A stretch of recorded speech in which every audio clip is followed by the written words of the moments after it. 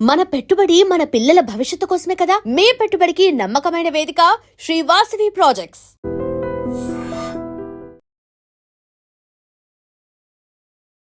నమస్కారం, welcome to I dream.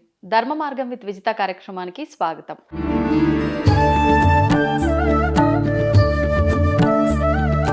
ప్రస్తుతం మనతో పాటు ఉన్నారు ప్రముఖ ఆధ్యాత్మికవేత్త శ్రీమతి బట్టిప్రోలు విజయలక్ష్మి గారు. ఇప్పుడు అమ్మతో మాట్లాడి మరిన్ని విషయాలు తెలుసుకుందాం. నమస్కారం అమ్మా. నమస్కారం అమ్మా.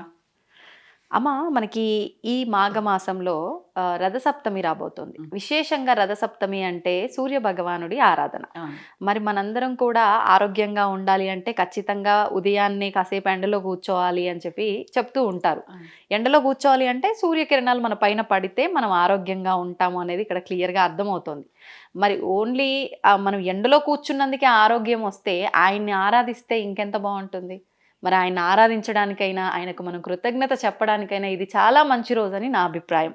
ఆ రోజున ఏం చేస్తే బాగుంటుంది అంటారు?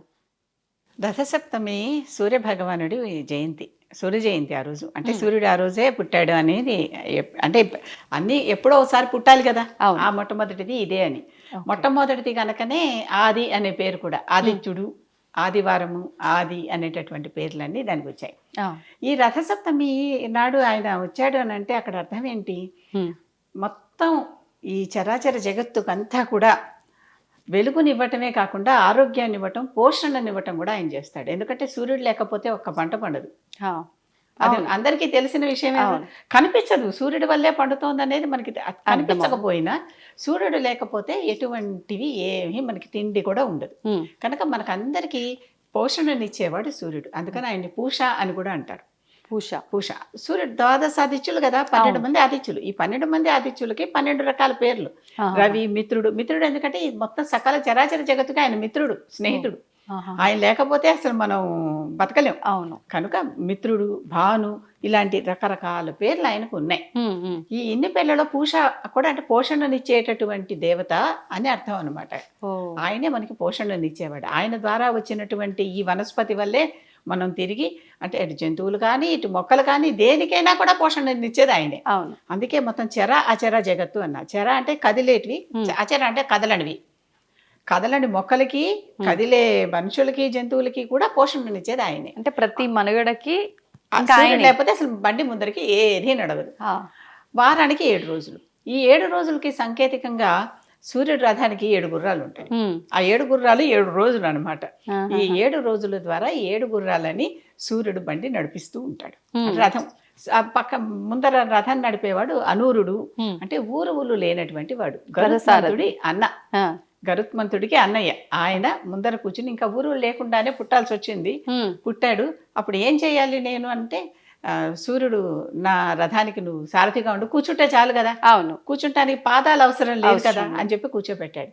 అందుకనే సూర్యుడు వచ్చే ముందర సారథి కనిపించా కదా, రథంలో రథికుడు కనిపిస్తాడు. కనుక అరుణుడు అని కూడా ఈయనకి పేరు. అరుణోదయం అయ్యాక సూర్యోదయం అవుతుంది. ఇదంతా ఇది వరుస. ఈ సూర్య జయంతి నాడు మనం ఏం చేస్తామంటే, సూర్యుడి నుంచి వచ్చేటటువంటి కిరణాల్లో నుంచి మనకి డి విటమిన్ కూడా వస్తుందని పొద్దున పూట మార్నింగ్ వాక్ చేసేవాళ్ళు. మార్నింగ్ వాకే కాదు, ఈవినింగ్ వాక్ కూడా అంత శ్రేయస్కరం కూడాను. చిన్నప్పుడు పల్లెటూళ్ళలో పక్షి పారటం అనేటటువంటి మాట ఒకటి వాడేవాళ్ళు. అంటే పక్షి పైన వెళ్తుంటే ఆ నీడ మన మీద పడితే ఒక రకం కీడు అని. అది పొద్దున పూట కనుక అయితే పక్షులు ఉత్త పొట్టతో ఉంటాయి, ఖాళీ పొట్టతో రాత్రంతా పడుకుని ఖాళీగా ఉంటాయి. అది ఇంకా ప్రమాదం.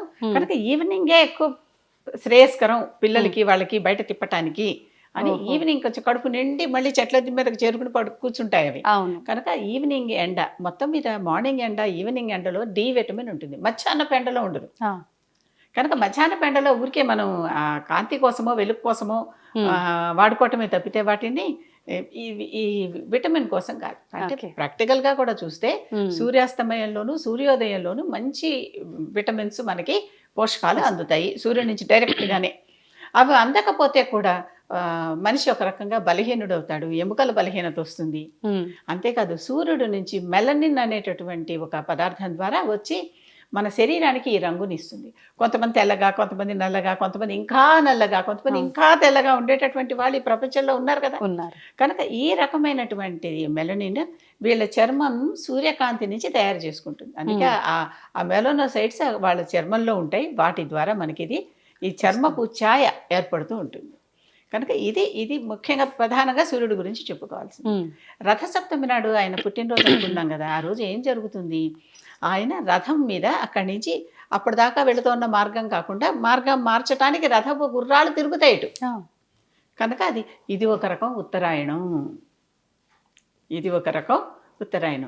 ఉత్తరాయణం ఇప్పుడు చంద్రమానానికి ఒకసారి, సూర్యమానానికి ఒకసారి. ఇప్పుడు సూర్యుడు రథం తిరిగిందంటే ఒకసారి, ఇలా ఇన్ని రకాలుగా చెప్పుకుని అన్ని రకాలుగా ఉత్తరాయణం అయిపోయాకే భీష్ముడు కూడా శరీరం వదిలేశాడు.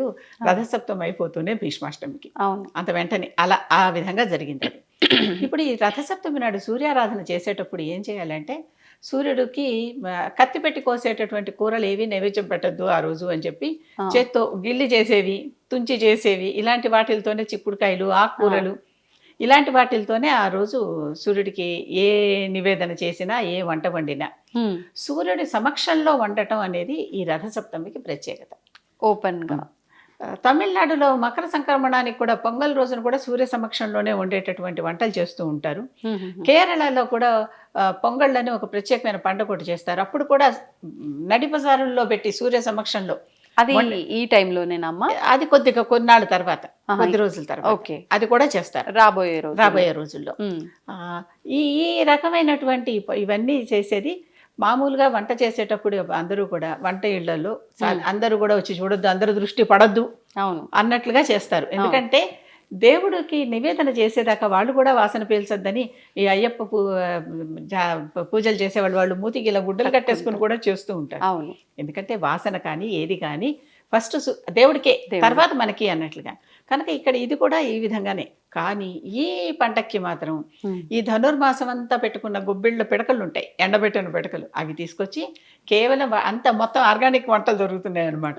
వాటిల్లో ఆ గుబ్బిళ్ళతో పొయ్యి చేసి, ఆ పొయ్యిలో కాస్త కట్టెలు వేసి మండించి, దాని మీద కుండ పెట్టి, కుండలో పాలు చక్కగా అప్పుడే తీసుకొచ్చిన ఆవు పాలు పోసి, కొత్త బియ్యం వచ్చేసాయి కదా, మనం మకర సంక్రాంతి కూడా వండుకున్నాం, ఆ బియ్యమే ఒక గుప్పెడు బియ్యం పాలల్లో వేసి పొంగల్లాగా చేసి అది సూర్యుడికి నివేదన చేసి, అంటే పొయ్యి మీద నుంచే ఇలా సూర్యుడికి నివేదన చేసి, తర్వాత వాటిల్ని రథాలని చేస్తారు. రథసప్తమి అంటే ఇలా 7 రథాలు చిక్కుడుకాయల్ని తీసుకుని, పుల్లలు తీసుకుని, ఆ చీపురు పుల్లలు లాంటివి కొబ్బరి పుల్లలు ఉంటాయి కదా, అవి తీసుకుని 2 చిక్కుడుకాయలకి అటోటి ఇటోటి గుచ్చితే ఒక స్క్వేర్ ఏర్పడుతుంది. ఆ స్క్వేర్తో అలాంటి స్క్వేర్లు చేసుకుని దాని మీద చిక్కుడాకులు పెట్టి, చిక్కుడాకుల్లో ఈ ప్రసాదం పెట్టి దేవుడికి నైవేద్యం పెడతారు, సూర్యదేవుడికే. అది తర్వాత ఇంటిల్లి పాది అది ప్రసాదంగా తింటారు. కొంతమంది ఈ ప్రసాదాన్ని అగ్నిలో కూడా వేసేసి అగ్నికి కూడా ఆహుతి చేసేటటువంటి ఆచారం కూడా కొంతమంది దగ్గర ఉన్నది. రథసప్తమి నాడు సూర్యుడు అంటే అర్కుడు. సూర్యుడికున్న రకరకాల పేర్లలో ఒక పేరు అర్క. అర్కపత్రం అంటే జిల్లేడాకు, అర్కవృక్షం కూడా జిల్లేడు. ఈ అర్కవృక్షం నుంచి తీసుకున్న ఆకులు సేకరించి, మామూలుగా అయితే జిల్లేడాకులు ముట్టుకోకండి విషం అది ఇది అని అందరినీ అంటూ ఉంటారు. ఈ రోజున మాత్రం రథసప్తమి నాడు మాత్రం జిల్లేడాకులు తీసుకొచ్చి ఒకటి నడినెత్తి మీద, భుజాల మీద, గుండెలకి, వీపుకి ఇలా పెట్టి పై నుంచి వేడి నీళ్లు పోస్తారు పిల్లలకి. అట్లా ఇబ్బంది చేస్తే ఏమీ ఉండదు. కళ్ళు మూసుకోమంటారు, నీళ్లు పడతాయి కదా, కంట్లో నీళ్లు పోసిస్తారు. పోయంగానే ఏమవుతుందంటే ఆ సూర్యుడు మళ్ళీ బయట తలంట్లు పోస్తారు ఈ సమయం అంతా, బాత్రూముల్లో కాదు. సూర్యుడు ఈ అర్కపత్రం ఆ అర్కుడు పైన దాని మీద నుంచి వేడి నీళ్లు పోస్తే అదంతా దిగి మొత్తం ఒంటి మీద ఉన్నటువంటి మలినాలన్నీ తొలగిపోతాయి, పైన పేర్కొన్న మలినాలన్నీ తొలగిపోతాయి అనేది ఒకటి. ఈ జిల్లేడాకులు ఇంకెప్పుడు ఏదో వినాయక చవితి పూజలప్పుడు అలాంటప్పుడు తప్పితే జిల్లేడాకులు ఇంకెప్పుడు మనం వాడుకున్నట్టుగా మనం ఎక్కడ కూడా గమనించాం. ఈ రథసప్తమి స్నానాలకి, వినాయక చవితిలో అర్కపత్ర పూజకి ఈ జిల్లేడాకులు వాడతారు. కనుక ఇవన్నీ ఈ రథసప్తమి ప్రత్యేకతలు అనమాట. అలా పొద్దున్న అలాగ స్నానం చేయించి పిల్లలందరికీ, అందరూ పెద్దలు పిల్లలు అందరూ స్నానాలు చేసి, ఆ తర్వాత ఈ రకంగా పొంగళ్ళు ఉండి, ఆ పొంగళ్ళు సూర్యుడికి నైవేద్యం పెట్టి అగ్నికి కూడా ఆహుతిచ్చి అవి వాళ్ళందరూ తిని రథసప్తమి చేసుకుంటారు. ఇది రథసప్తమి. రథం అంటేనే మొత్తం ఈ ప్రపంచాన్ని అనే దానిని ఆయన తన కాలచక్రంతో తిప్పుతున్నాడు. ఇప్పుడు ఈ విధానం అంతా ఆచరిస్తే ఆరోగ్యం సిద్ధిస్తుందా? ఆరోగ్యం సిద్ధిస్తుంది, సూర్యుని అనుగ్రహం కలుగుతుంది. ఓకే. అంతేకాకుండా సూర్యుడి కొన్ని ప్రత్యేకమైన స్తోత్రాలు ఉన్నాయి. హ్మ్. విజయం కోసమైతే ఆదిత్య హృదయం. అంటే చేస్తున్న పనిలో ఏ సక్సెస్ పనైనా అవ్వడం మరి కోసం. రాముడికి విజయం వచ్చిందిగా, ఆ, ఆయన వచ్చి ఋషి గారు వచ్చి ఆయన ఆదిత్య హృదయం బోధించాడు, ఆ, ఆ యుద్ధంలో రాముడికి విజయం వచ్చింది కదా. అవును. అందుకనే ఎప్పుడు కూడా దేవతకి ఆరాధన చేస్తే దేవత ఒక ఋషిని పంపించి మనకు ఆ సహాయం చేయిస్తుంది. అక్కడ ఋషి అంటే ఒక విద్యావేత్త, ఒక పండితుడు పంపించి మనకి సహాయం చేస్తుంది. హ్మ్. ఈయన కూర్చుని అక్కడ ఆరాధన చేస్తున్నాడు అవును. సముద్ర ఒడ్డున రాముడు. అవును. వెంటనే అగస్త్యుడు వచ్చి ఇవన్నీ చెప్పి ఆయనకి నీకు విజయం చేకూరుతుందని దీవించి వెళ్ళాడు. అప్పటి వెంటనే ఈయన ఆదిత్య హృదయం పారాయణ చేసుకున్నాడు. తర్వాత చక్కగా ఎలా జరిగిందో మనం అంతా చూసాం. అదంతా ఈ రకంగా విజయం కావాలంటే ఆదిత్య హృదయం. ఆరోగ్యం కావాలన్నా కూడా సూర్యుడు ఆరోగ్యప్రదాత కదా, ఆరోగ్యం భాస్కరాది ఇచ్చేది అన్నారు. ఆ, కనుక ఆరోగ్యాన్ని ఇవ్వటానికి సూర్యుడు కనుక సూర్యమండల స్తోత్రం, కవచం ఉంది, సూర్య కవచం ఉంది. హ్మ్. ఇలాంటివన్నీ స్తోత్రాలు చదువుకుంటే చక్కగా మనకి చాలా ఉపశాంతి, హ్మ్. ఆయుష్యం, ఆరోగ్యం, విజయం. ఎంతకంటే ఏం కావాలి? అంతే కదా, అవి ఉంటే ఇంకా అన్నిట్లో సక్సెస్. ఇవి 3 ఉంటే మిగిలినవన్నీ మనం సంపాదించుకోవచ్చు. అవును, ముఖ్యంగా ఆరోగ్యం. ఆరోగ్యం, ఆరోగ్యం, ఆయుష్యం అవును. అండ్ ఇది విజయం. విజయం. ఎక్కడ చేయి పెడితే అక్కడ విజయం, ఎక్కడ కాలు పెడితే అక్కడ విజయం. అంతే. ఇవి ఉంటే మిగిలినవన్నీ మన జీవితంలో అంటే అన్ని దేవుడు చేస్తాడు అనుకోవటం కాదు, అక్కడ కొన్ని మనం కూడా సంపాదించుకోవాలి. మానవ ప్రయత్నం కూడా ఉండాలి. అవును. ఎప్పుడు మానవ ప్రయత్నం దైవ సహాయం అంటే అంతే. 2 ఉంటే పూర్తవుతాయి. ఇది రథసప్తం అంటే. ధన్యవాదాలమ్మా.